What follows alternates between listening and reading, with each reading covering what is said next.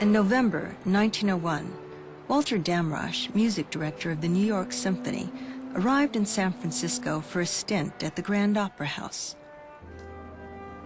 The city, he noted, still possessed all the romance of earlier days. The magic of its sudden rise in the years of the gold rush lingered.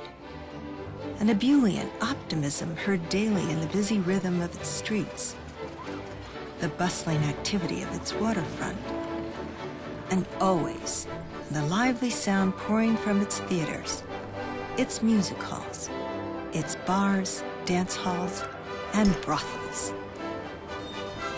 San Francisco is naturally, temperamentally musical city, noted Damrosch. They love music and give it enthusiastic acclaim, much as in a city in Italy or France. What it needs is a good orchestra.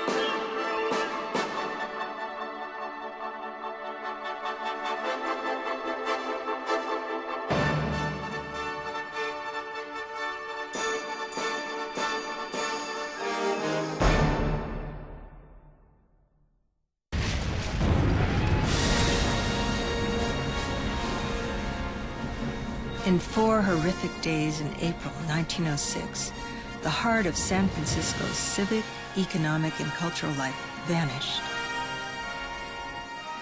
In the aftermath of the earthquake, as the sense of shock lifted, a new passion arose to rebuild San Francisco, bigger, better, more beautiful than before. Well, the Great Earthquake of 1906 was the making of the city as we now understand it. I mean, it was a great disaster, but the way the city rallied to not only rebuild the city, but to try and rebuild a city that was of much greater significance than the one that had been destroyed. And a major part of that plan had to do with the arts, specifically with classical music, the opera, and the symphony.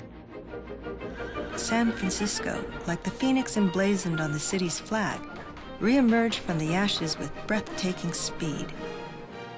It was a time for bold initiatives. In mid-December, a group of 10 civic-minded music lovers met at the Mercantile Trust Company's offices on California Street. Their objective: to augment the city's resurgent cultural life by establishing a professional orchestra. For years, people had been thinking, we must have an orchestra here. We must have an orchestra. And there had been some tries before. There had been earlier attempts. There had been a number of different symphonies in and around San Francisco, but this was now the moment to put this totally on the map. By August 1911, the Musical Association raised $220,000 through the contributions of 2,400 San Franciscans. It was ready for the next step, hiring a conductor. Among the candidates were 2 renowned Europeans and 1 American, Henry Hadley, the music director of the fledgling Seattle Symphony. So that was most significant, that the symphony would choose as its first conductor an American and also a composer, someone associated with what was then contemporary music. All of these things were very forward in their thinking. He wasn't a big-name conductor, but he was very, very good. I think he was a perfect choice to get this orchestra off the ground.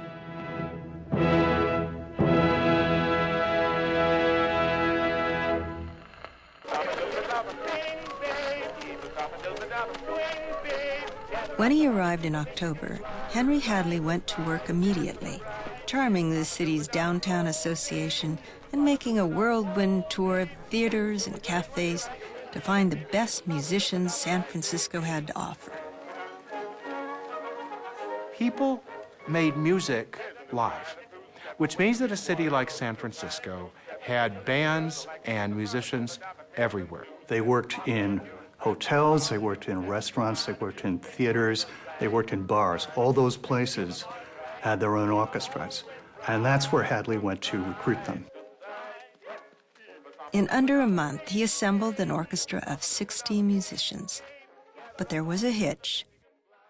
All the best musicians in San Francisco had other jobs. Their other jobs kept them busy at night, so all the symphony's performances would have to be matinees.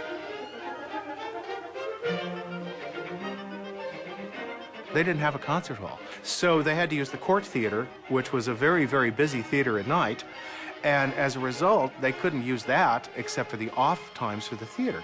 So everything had to be worked around that.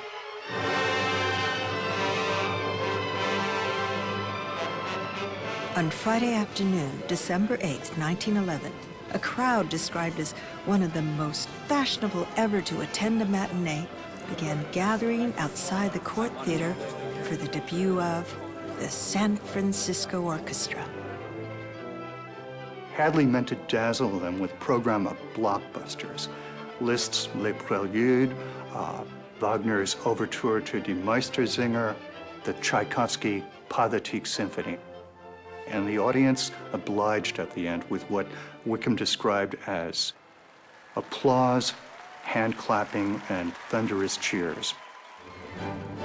That first season, the San Francisco Symphony would perform 13 times. To create a symphony for all, the season included Sunday concerts for working people and 2 performances across the Bay in Oakland. Within a year, Harvey Wickham of the San Francisco Chronicle would write, "The orchestra, which was a novelty, has become an institution."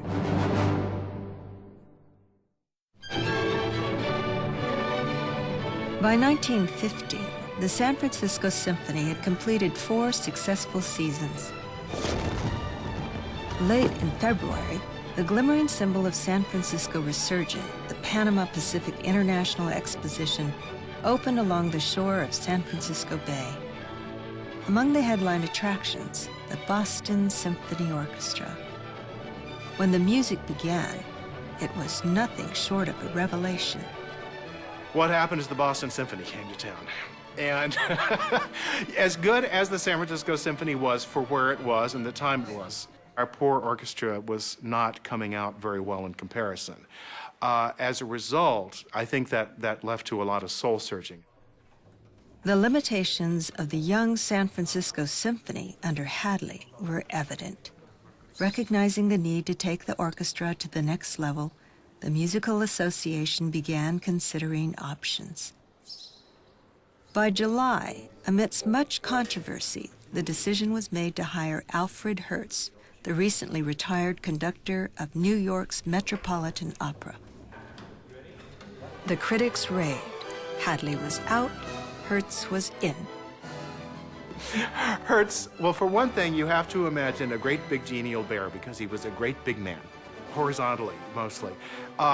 He had a big beard, and when he conducted, this is a wonderful true story, he perspired like crazy. One of the juniors in the orchestra was always assigned the task of going backstage after the concert and mopping down the maestro. Everything about Hertz was different. He was short, bald, overweight, and a demanding perfectionist. The orchestra expanded, musicianship improved, and in a first for any major orchestra in the United States, Hertz hired women to play instruments other than harp. For the San Francisco Symphony, Alfred Hertz would make all the difference.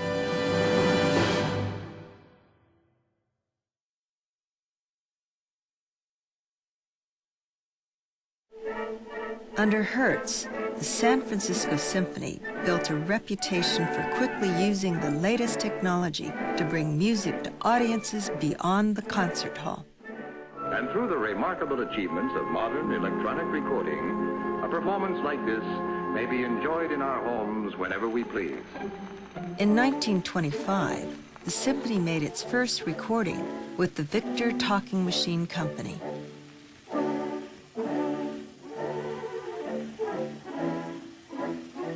Now that violin solo was played by Louis Persinger, who was the concertmaster. It's a very impressive achievement given that the recording technology wasn't really up to that. But it is the San Francisco Symphony.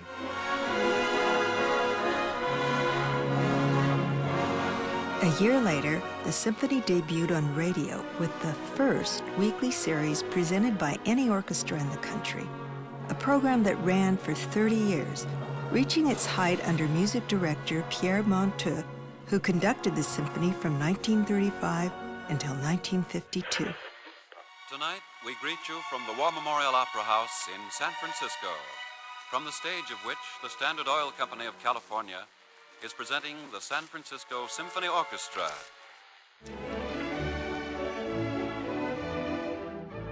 Standard Oil began sponsoring the symphony in 1926. Standard Oil, which is now Chevron, really was one of, I think, virtually the first corporate sponsor of the arts in the country.